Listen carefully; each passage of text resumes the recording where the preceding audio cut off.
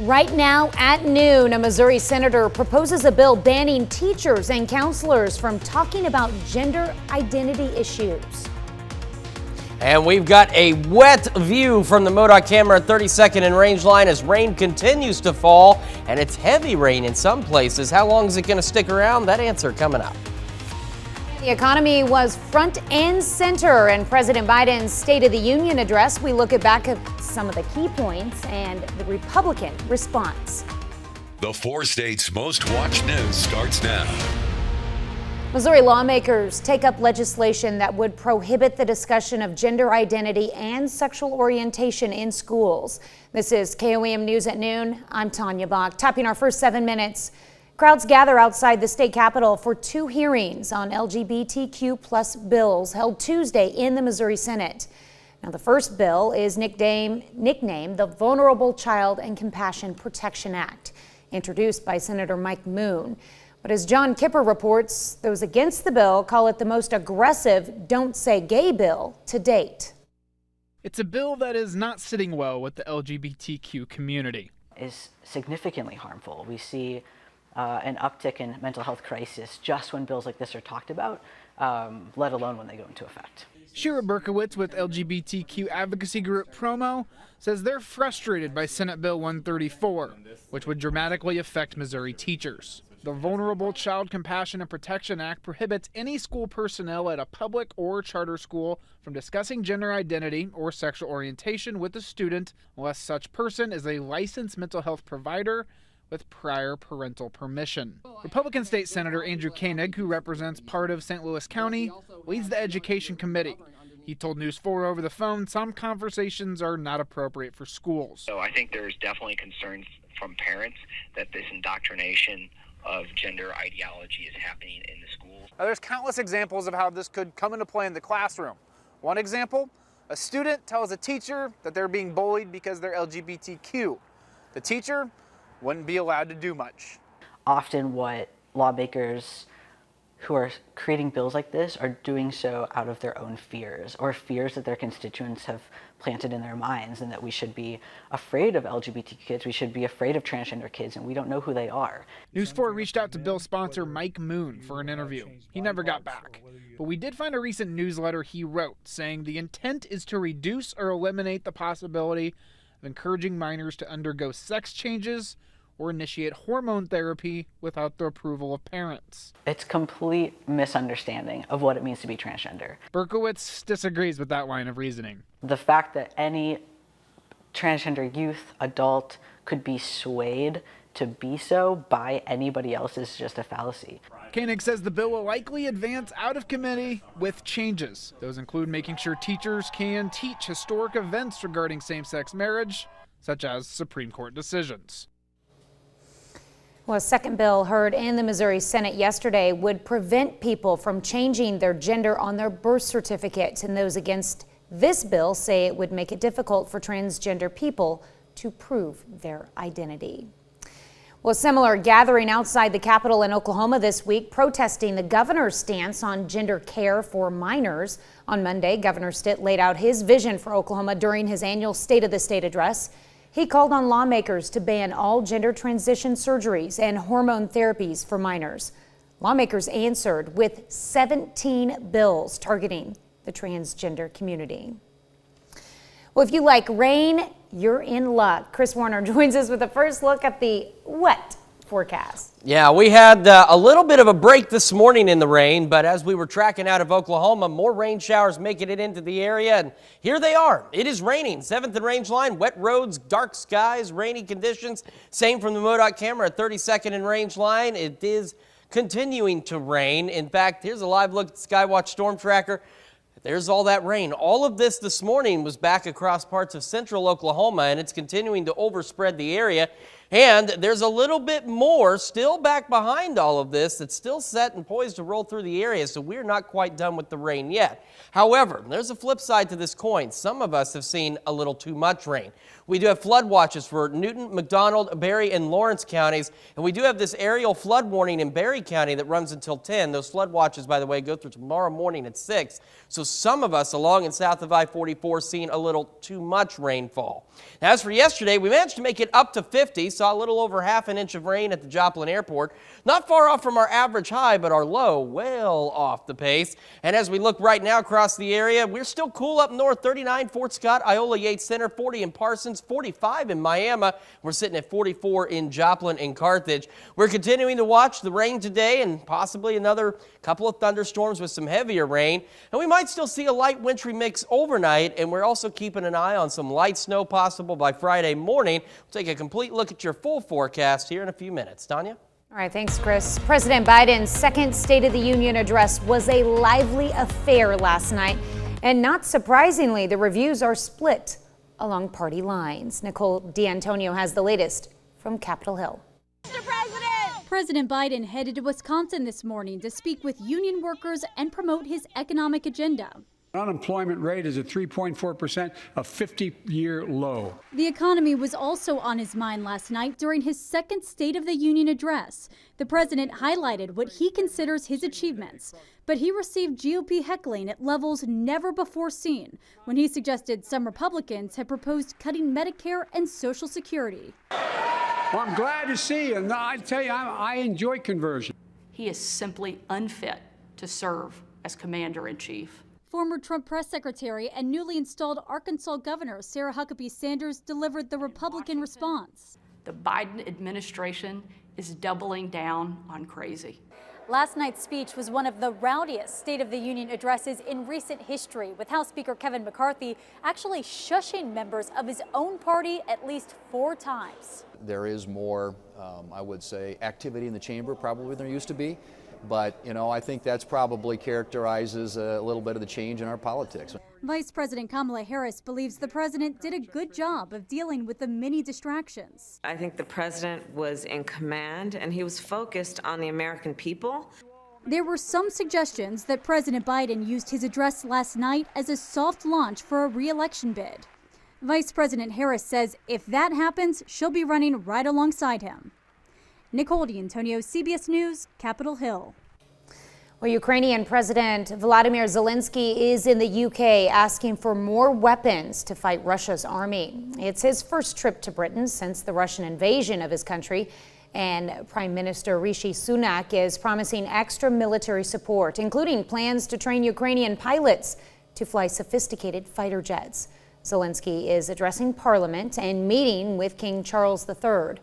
The Ukrainian leader has been pushing allies for more aid ahead of a Russian military push that's expected soon. That's a look at today's top stories and weather in our first 7 minutes. Up next on KOAM News at noon, as the Chiefs gear up for Sunday, we check in on Super Bowl security. And later, we're making unstuffed, stuffed cheesy pork chops in the Mr. Food Test Kitchen.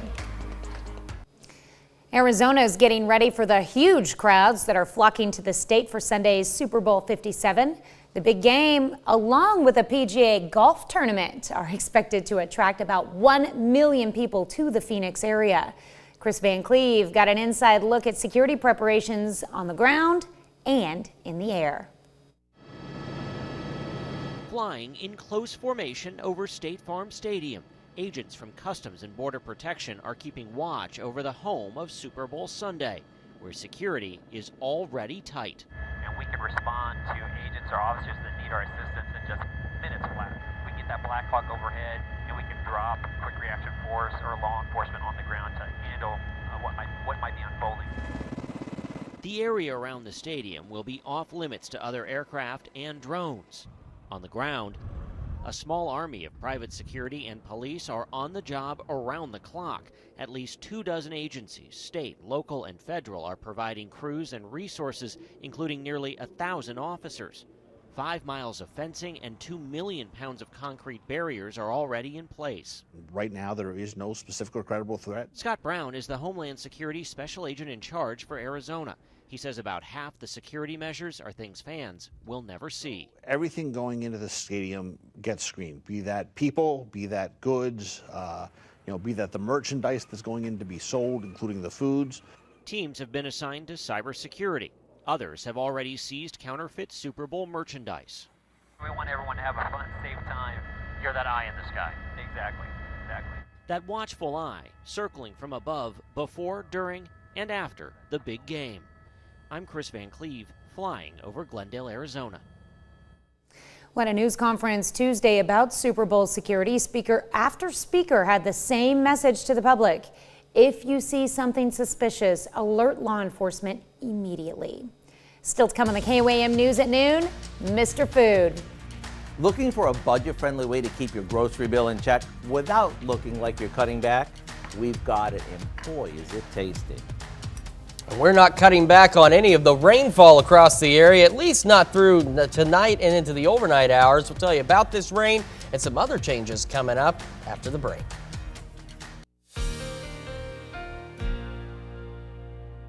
Well, after that brief break from the rain early this morning, it did return as more rain continues to roll in out of central Oklahoma. And unfortunately for some of us, we're getting a little too much rain. As you know, our drought situation still pretty significant across the region, and we do need rain, but we don't need too much all at once, and that's what's starting to happen. Now, right now at 7th and Range Line, it's dark, it's cloudy, and it is raining. We've looked at the MoDOT camera from 32nd and Range Line. Same situation, wet roads, rain falling from the sky, and the clouds are a little bit on the darker side.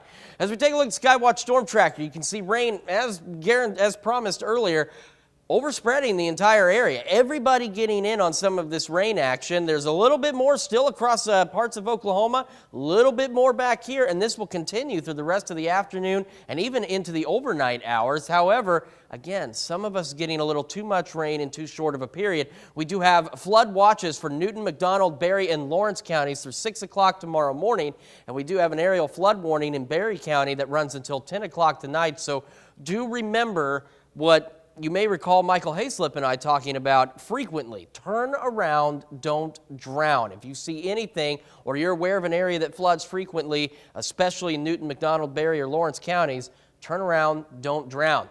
Here's a look at where we've seen most of the rain since yesterday. And you can see the heavier swaths. Now, on average, we've picked up about 1.3 inches of rain, but you can see in some of these areas, we're talking upwards to near 3 inches of rain in these yellows. And again, hence why we've got some flood watches and warnings out there. It is 44 in Joplin right now, feeling like 41 with the northeast breeze at 6 with some rain falling, and that again will continue across the region. Still off to the north, a little bit cooler. 39 Fort Scott, Iola, Yates Center, Neodesha, 40 in Parsons, 45 though down in Miami, 42 in Neosho, and 44 in Carthage right now. The rain, again, sticking with us through the overnight hours and through the afternoon and overnight hours. As we go into early or late tonight, there is a little bit of good news. Temperatures aren't looking to fall nearly as quickly as it was originally anticipated, so that wintry mix may not happen at all, but there's still that slight possibility it could briefly become a wintry mix overnight tonight, and if it does, some slick spots could be possible by tomorrow morning. Now we go through tomorrow, and other than pretty cloudy skies, we're not too bad until we get into the late night and overnight hours when another round of wintry precipitation could make its way through the area. Now right now we're not looking at significant accumulations out of that, but it could still cause some travel problems. As I discussed this morning, this is rain from now to the future. This is not what's already fallen. It's what else could fall, and we could still pick up in some areas upwards of a ½ inch to almost another inch of rainfall. You'll see later today, right around 5, we get another little break in the rain activity for all of us. That's Joplin, that's Pittsburgh, and Miami, right around 4 to 5 o'clock, and then it will pick up again as the next round of rain makes its way in from Oklahoma. Still looking at that high of 49.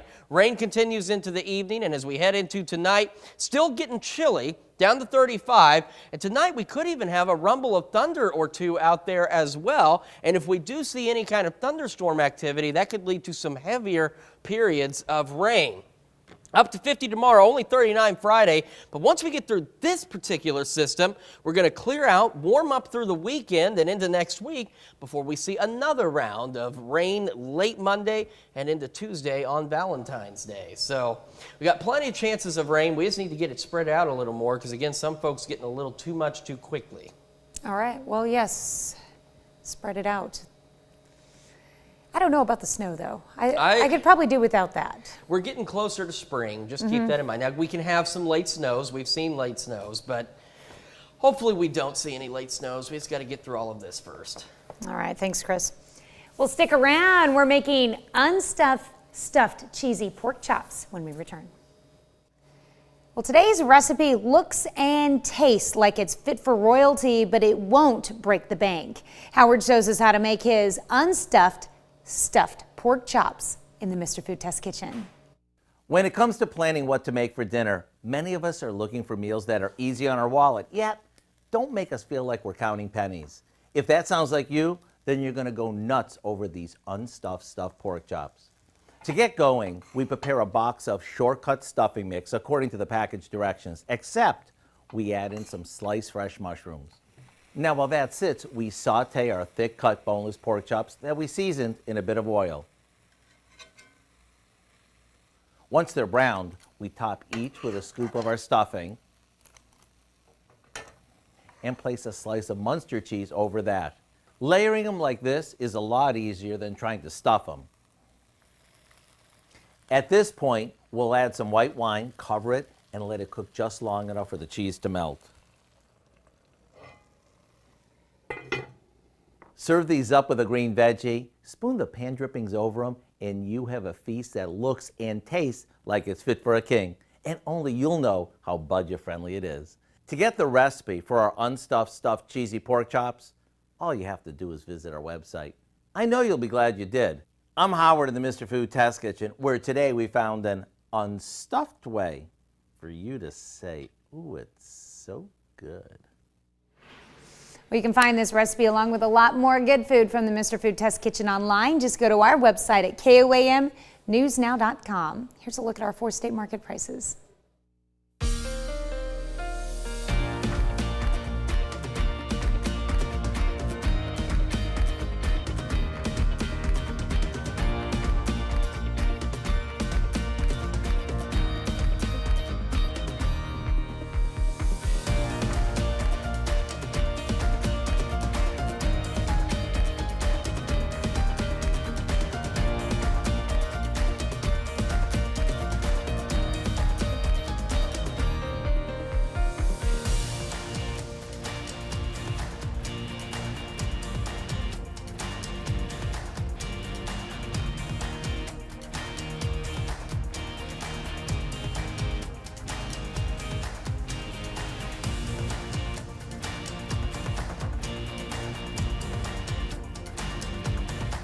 Rain continuing through the afternoon and into the overnight. Maybe a light wintry mix, but shouldn't really do much for us other than maybe lead to some slick spots.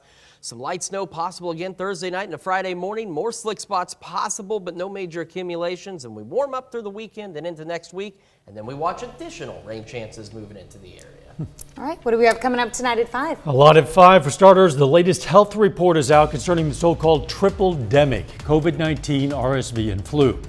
While nearly 4 in 10 adults report someone in their household was sick with at least one, the number of hospitalizations is declining. We're going to learn more about that in Health Watch. Plus, how some local residents are getting spruced up for the Super Bowl, and learn about a program that matches volunteers with retirees. Hope you join us for those stories, a whole lot more. Of course, it's all coming up today on KOAM News at 5. All right, thank you, Dow. Thanks for joining us for KOAM News at Noon. We'll see you right back here at 5 o'clock.